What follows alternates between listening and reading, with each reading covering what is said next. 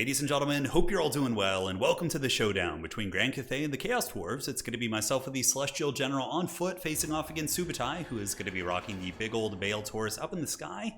The Sorcerer Prophet, pretty much the only Chorf Lord you're seeing these days. I'm trying to think of the other ones that would be viable. So the Sorcerer Prophet is probably the best just because of the items he has. Let's see if he brought them. Yeah, the Chalice of Blood and Darkness. This item is just so good. Every single time anybody on the map casts a spell, or any enemy casts a spell, he's going to be getting healed, which is just so good. And the Bale Taurus is already very powerful. Draz Hoth certainly has some cool abilities, but none of them really can compare to the healing that you get on a big monster, right? That's just so good. But yeah, I think Astrogoth could be good as well. Astrogoth is still pretty disruptive, and he's a bit of a smaller target, so if you're worried about your lord being shot, Astrogoth can kind of duck and weave and maneuver in ways that make him a little bit tougher to shoot. Now, as far as my army goes, front line's going to be Jade Warriors. You never leave home without Jade Warriors. They're just so damn good. At their price point at 500, with Harmony being taken into account, they just get a really, really good stat line and are a solid holding piece on the front line. Now, in the secondary, I decided to get a little bit crazy. I knew this was a big open map. I never tried these guys out against Chaos Dwarfs, but figured, hey, let's give it a whirl. We have triple Crane Gunners, so I figured Crane Gunners can outrange the Chaos Dwarf shooting, maybe snipe the trains. We'll have to see. So we do have 3 of those. Now, for the Lord of Celestial General, so Celestial General is going to be on foot, and this is one of my favorite techs for Grand Cathay. Anytime you're playing like an armored faction, or in a faction that's going to have good infantry, so Chaos Dwarves, regular Dwarves, whatever, Longbeards, anything of quality, these guys can just pound them, right? So the Celestial General Jeffsy have the Celestial Sweep ability, and if you get in the middle of an infantry unit and use this, it is going to do so much damage. It is bonkers. So we got that, and he himself, I believe, is a decent armor-piercing fighter. Yeah, he's got pretty good AP. He's got a giant hammer after all. Now, up here, we do have the Astromancer, and this is a new thing in the Shadows of Change. Yes, the Moonbird can now be used as a mount for the Astromancer, and this is crazy good. He's a fast gooning character, a really, really good fighter, and of course, in this matchup, your Anand's Thunderbolt is an auto take, because if you cast this on top of Chaos Dwarf Artillery, it does a ton of damage. You'll see it in action, and of course, Comet of Cassandora for elite infantry, and he does have the Moon Flare, so pretty fun stuff. And yeah, of course, the Cloak of Pome for some extra winds of magic.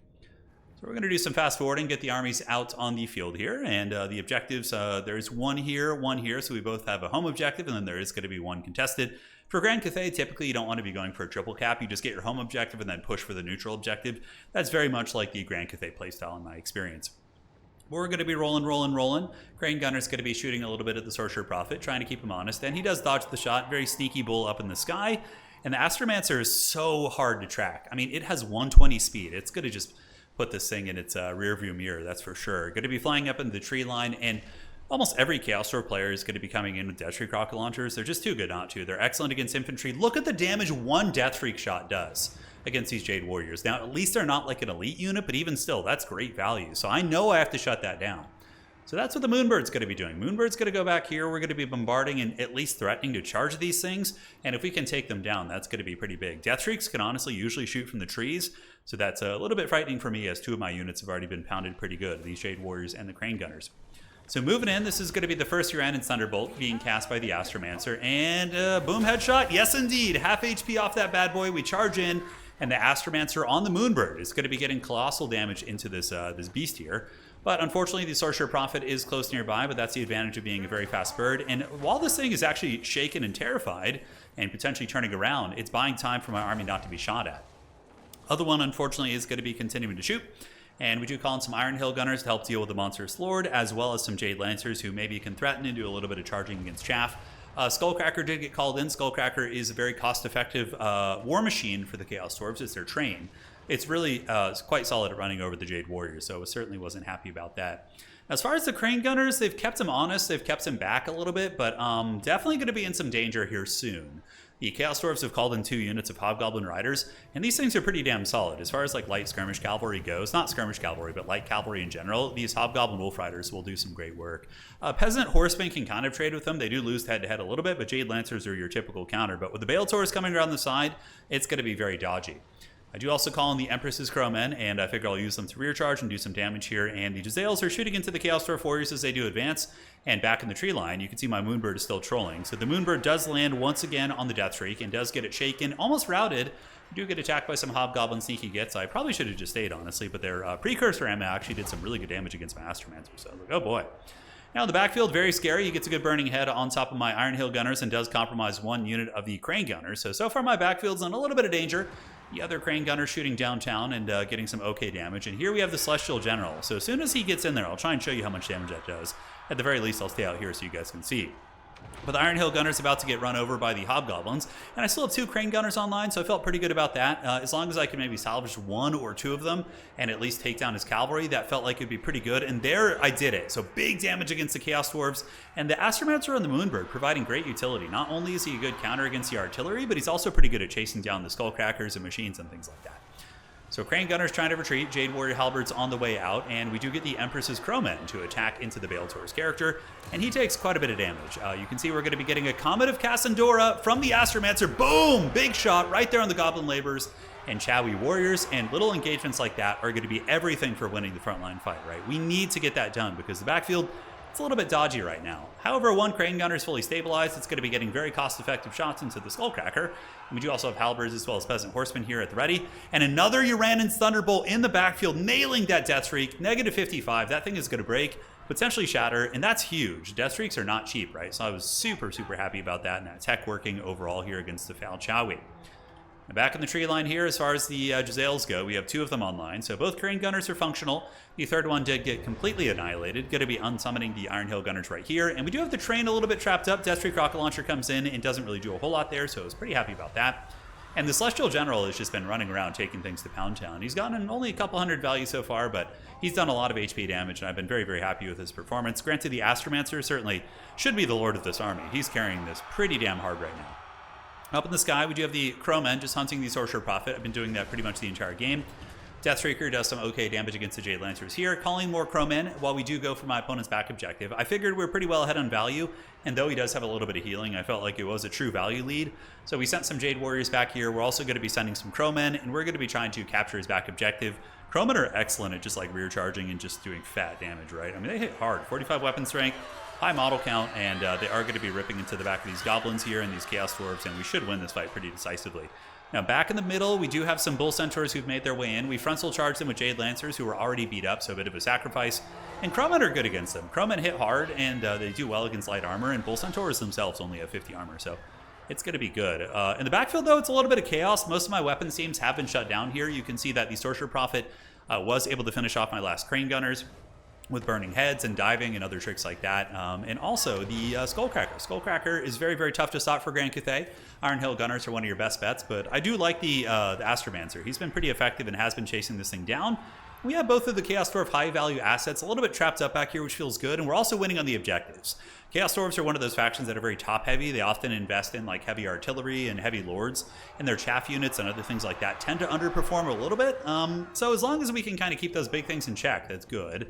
One Deathstreak, though, has been shooting the entire game up to about 1,000 value at this point, so the Birdman will be flying back there eventually to deal with it, but I know that I need the bird to help deal with the Sorcerer Prophet and some of the tools that the Chaos Dwarves have brought to bear back here. So Skullcracker's on the run, currently sitting at about 1,200 value, having taken down the Jezzails, and it is pretty heavily armored at 120, so the Birdman doesn't do too much. He does lack AP compared to the Celestial line, but I still think that it does enough damage to be significant here. Celestial General still duking it out on the point, but unfortunately I have lost a little bit of ground here. The Chaos Dwarves have gotten some Chowie Warriors with great opens, and the Bull Centaurs with great opens. Themselves, they pack just a great punch in general, so it's been tough, and the train is going to be maneuvering back, so really good play from my opponent, getting the train back to the support, protecting it from Birdman here. Birdman, of course, going to keep fighting, but he's going to need to escape real quick and go take down that second Deathstreak Rocket Launcher if we can. So this one Crane Gunner still doing a little bit of work on the backside, shooting some of the Chaos Dwarves that do try and get to that objective. And back in the woods, I believe the Baletor's character is still fighting back here. Yeah, he's attacking the Iron Hill Gunners. Now, even though shutting down these guns is a good play, for me, I was very happy about this because I was kind of like, okay, this 3,000 gold character, 2,500 gold character is just sitting in the trees, not really having a big impact on the focal battles here. Now, this is very bad for myself, though, and you can see my opponent is creeping back in value. His trains are kind of going unchecked, unfortunately. The Skullcracker is just running rampant through my Jade Warriors, and he does have some Chowie and Goblin Laborers coming in. Probably going to be able to eventually salvage this objective back. We'll have to see. Meanwhile, in the middle, Birdman did get another Uranan's Thunderbolt on top of the Deathstreak Rocket Launcher, and then we get a unit of Onyx Crowmen, and Crowmen probably will be able to finish it if he doesn't get any support. If he doesn't get some like quick cavalry out here or something like that, the Deathstreak Rocket Launcher probably will break and or shatter, so that's going to be the game plan. Now back towards the objective number 1, we do manage to get some halberds to the objective. The halberds will put up a bit of a better fight against the Chowie warriors considering their armor piercing, and the Celestial General is going to be leading the battle here. So as soon as we get those sweeping attacks, hopefully we will be able to clear out these foul Chowie. And the Astromancer are going to be dropping another fat bombardment here, which have been super, super clutch the entire game. Granted, my opponent does see it this time, and it's going to be dodging most of it. Let's see what kind of damage we actually get there. So here it comes, and still pretty good. Yeah, Chaos Dwarf Warriors took a bit of a pounding. And the Sorcerer Prophet, one of the better combat characters in the game, honestly, probably will beat up my Celestial General pretty bad. Although Celestial Generals have an obscene amount of HP for a foot character. It's like over 5,000, which normally foot characters are like 4,200. Like Sigvold, I think, has 43. But this guy's rocking 5K. He doesn't skip gym day, or he doesn't skip leg day. He doesn't skip upper body. He's doing the full Monty. But trying to fight for this middle objective, we're going to see what we can do. The Celestial General getting a couple good attacks in. You can see a big chunk of HP going down off that Sorcerer Prophet, as we do call in the Righteous Lances of Wei Jin. So they have arrived, and these things are awesome against Chaos Dwarves. They have high mass, so they're good at fighting the trains. They have good armor piercing, so they're good against the trains and monsters, and even the Chowie infantry. And at this point, the Chaos Dwarf Lord is going to get broken, so the Birdman plus the Righteous Lances of Wei Jin were able to win that fight, pushing back the big Sorcerer Prophet, at which point I'm going to be chasing him off the edge of the battlefield, right? So Righteous Lance is going to be hunting that big boy down.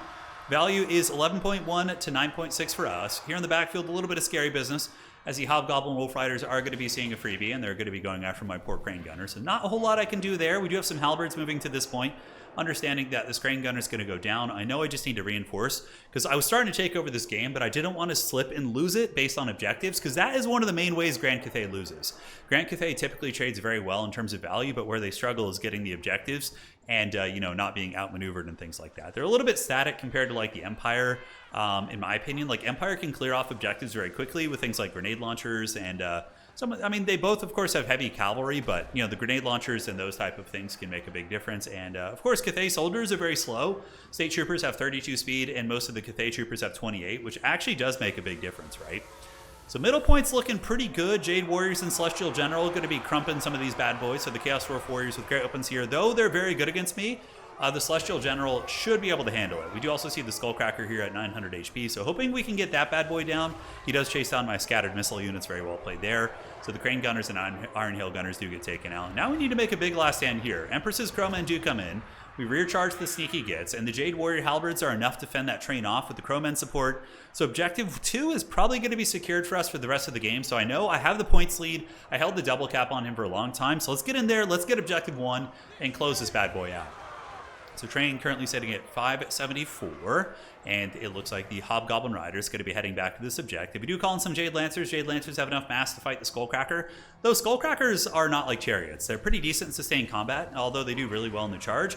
If they're able to fight cavalry head-to-head, they honestly don't do badly. I'm sure you guys remember, before they got nerfed, when they were a little bit buggy, they could like straight up slay heavy cavalry. Now that still kind of is similar, but it's not quite as bad. So I figure here the Empress's Crowmen going to be cleaning up the Hobgoblins, and even though the Empress's Crowmen did get like nerfed in terms of their bombardment damage, they're still a very good unit. And we got the Jade Lancers ready to party. I believe the Death Reek rocket launcher did come back. It rallied and was able to waddle back out here, but we do end up having a decisive victory in the middle for the most part. The Crow able to get the job done here, and the Righteous Lances of Wei Jin are basically going to put the Skullcracker in the trash can here.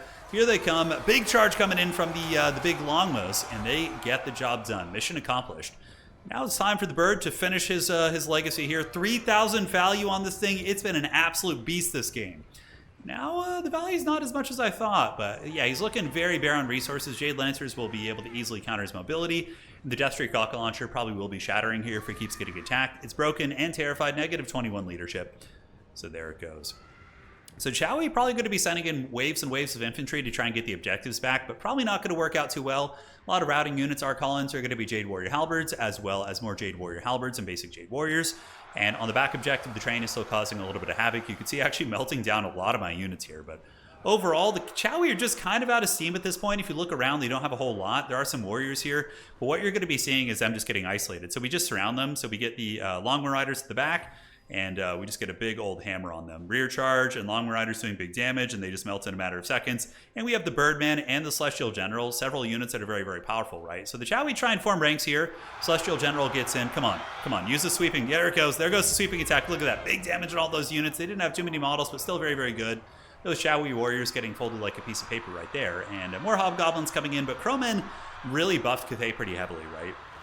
Previously, Crowmen, wouldn't be able to, or Cathay would have trouble responding to things really quickly, but Crowmen were something that was really, really needed on the roster for sure. On the back point, it's the Astromancer versus the old Skullcracker, and it's not going badly here. The Bale Taurus Lord did get killed or unsummoned, if I'm not mistaken. I'm pretty sure the bird, yeah, no, he got chased off the back of the battlefield, so we did hunt him down with the Lawnmower Rider. So that was pretty good, taking down the leadership, and we do have that double cap, very firm. In control of this here, couple Chowie Warriors here on this side, but we do just have Jade Warriors and Peasant Horsemen parked here, so there's no way they're going to be able to get through all of these quick enough. And the bird is just hunting down the Skullcrackers, probably eclipsing 4K value. 4.1K, man. I really do think that this is going to become something that's very common for Cathay players. Maybe you bring like a dragon just with like one spell and bring an Astromancer on the bird. I think it's really good. Although in this matchup it shined exceptionally well because of how damn useful those bombardments were for taking down Skullcrackers.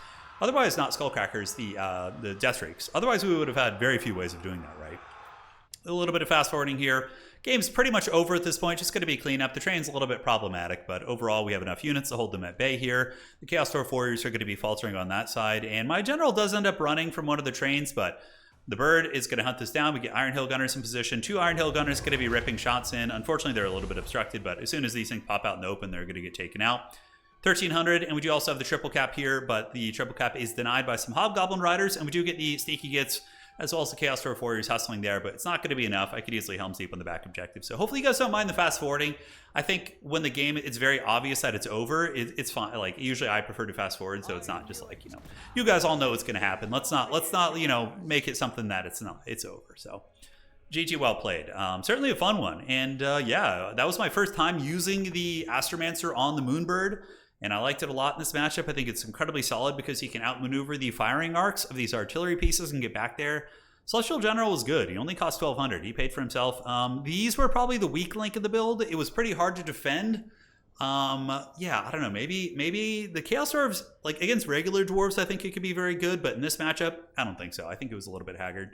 Aside from that, Crowmen, 2,000, 1,200, 1,000 there. They were pretty good as well. Righteous Lances came in and did work.